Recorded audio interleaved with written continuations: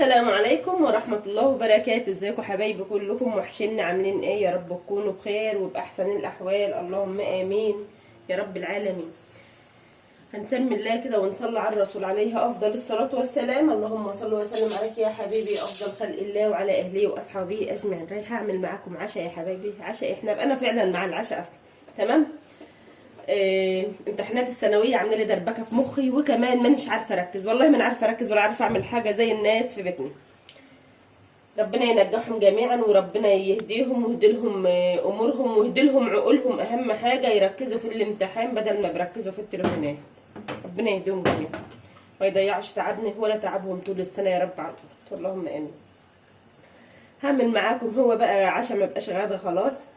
الاكل بتاعي او الوجبه بتاعتي دي هي مقسومه على 2 يا حبايبي. جهزت فيها حاجات وحاجات، قلت لما اطلع كده اسلم عليكم كده وحشتوني احضرها معاكم. هنا هعمل انا حتى هنا الصينيه دي الايه، انا هعمل رنجه يا حبايبي. انا من عشاق الرنجه، بسم الله ما شاء الله. شايفين الرنجه دي نقطه ميه نزلت ما شاء الله، الصينيه يعني سخنت بما فيه الكفايه. الرنجه دي الكيلو فيها عامل 90 جنيه. كيلو في الرنجة دي عامل 90 جنيه. لا يا ام فرح، هو في عندنا ب85 وفي محلات بتبيعها ب90. بتختلف بقى من البطروخ اللي جواها او من الكافيار اللي جواها.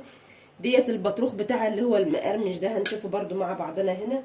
هنسمي الله كده ونحط كده بسم الله ما شاء الله، وكمان بسم الله ما شاء الله. يعني ما بحطلهاش اي مواد دهنيه، انا بستكفى بالدهون اللي فيها يا حبايبي. وكمان عامله معايا هنا النص التاني من الاكل ده، عامله هنا ايه، عامله مكرونه للناس اللي ما بتاكلش معايا عامه السمك خالص اهو. دي مكرونه اقلام عاملاها بالصلصه، بس هي لسه بتتردد اهي اهو، شايفينها دي بسم الله ما شاء الله اهو. دي مكرونه اقلام عملتها انا هنا بالصلصه اهي للناس اللي مش هتاكل رنجه معايا. بصراحه يعني عاوزه اكل رنجه من زمان، بس ولادي ما يشجعوش عامه يعني في اكل السمك كله. فانا ما عدتش بستناهم بقى، قعدت بقسم الاكل كده على 2 وخلاص، 5 كده. وهنطفي على المكرونه دي.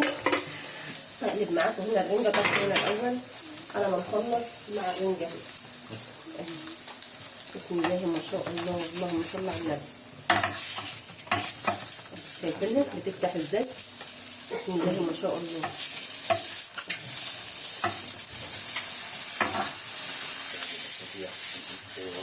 بحب الرنجة وبموت فيها، بس انا ضد الدخان اللي بيبقى في البيت ده بقى يا حبايبي، انا ضده خالص بصراحة. الريحة بتاعتها بتنفخ في العفش وبتنفخ في البيت حاجة كده يعني.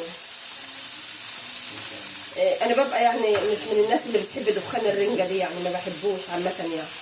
فانا ببقى افضل اعملها على السطح او في الخلا مني للهوا كده، لان البيت بقى عنده كتل دخان. كمان المطبخ بتاعي ضيق ما فيهوش شفاف اهو.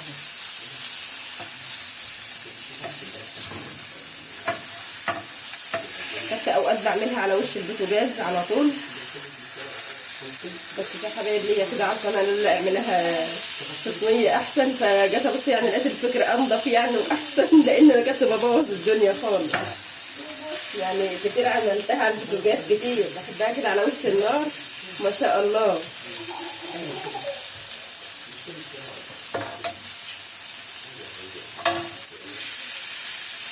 في ناس بتحط لها سمنه او زيت او اي ماده دهنيه انت حباها، بس الرنجة عامه السمكه دي بتبقى سمينه وتقيله كمان في اكلها، فبتجنب انا الدهون دي شويه يا حبايبي، لان شفاكم الله وعافاكم معايا هنا صحيا يعني. كوليسترول عالي وكمان دهون على الكبد شويه يعني، الحمد لله يعني. شفاكم الله وعافاكم. وتشربي يا صاحبي تمام. اوقات ببقى اعملها على المنقد بتاعي فوق كمان، بتبقى ايه ما شاء الله عليها وعلى جمال.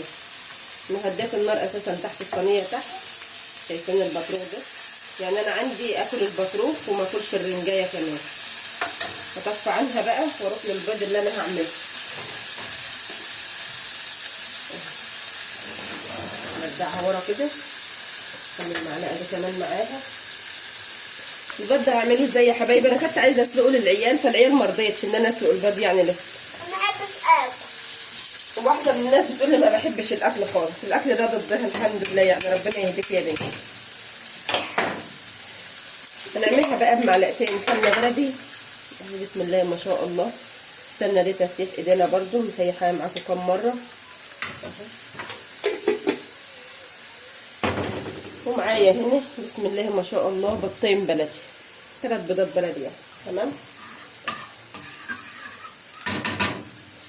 هو بيبقى اسمه بيض مدوخ او بيض مفقوش يا حبايبي، اللي حابب يعني الطريقه، هو يعني بيبقى اسمه بيض مدوخ او اسمه بيض مفقوش، يعني هو ايه بيبقى الاتنين بالشكل ده كده.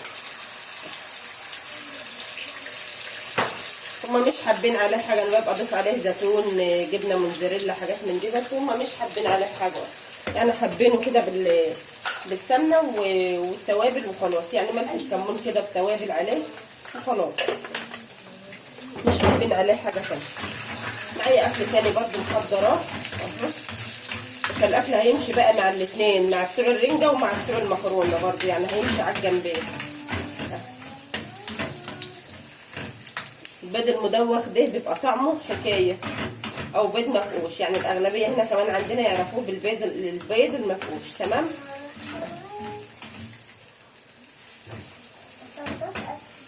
هحضر الاكل بتاعي بقى واقول لكم برضو انا حطيت معاه ايه، واقول لكم بقى على البطاريخ ديت الله الله عليها. حطيت هنا يا حبايبي الاكل بتاعي، عملت البيض اللي انا عملته معاكم هنا، حطيت جزر وخيار، جزر وفلفل وطماطم وليمون. هنا حمرت بطاطس، هنا عملت بصل بليمون، ده بقى لزوم الرنجه اهو، ده الطبق ده تبعني. تمام. هنا اناناس منجاوي، ده ما بيتقطعش عندنا يا حبايبي طول الصيف، احنا من عشاق الاناناس المنجاوي ده. وكمان مخلل من عمايل ايديا ما شاء الله. وده المكرونه اقلام بالصلصه. تعالوا بقى معايا اما نروح بقى للبطروخ كده. الناس بقى اللي من عشاق البطروخ هنا ما شاء الله ما شاء الله اهو، شايفين البطروخ ده، البطروخ اللي هو المرمل ده، الله عليه وعلى جماله. على عصره ليمونه بقى واديها اها الله. بسم الله الرحمن الرحيم. الليمونه طارت. انا من عشاق الرنجه والاسماك، بس ولادي عكس خالص ما شاء الله. عندي الاسماك بكل انواعها ما شاء الله، بحبها بموت فيها، لكن ولادي عكس، ما يشجعونيش اصلا في اي حاجه. اللي وصل بقى معايا هنا لحد البطروخ او الكافيار ده، متنسوناش في اللايك، اتفضلوا كلوا معانا عشان تبقى عيش وملح. وبسم الله ما شاء الله الله على الجمال، مش قادره اقاوم. نترككم بقى في رعايه الله وامنه، والسلام عليكم ورحمه الله وبركاته.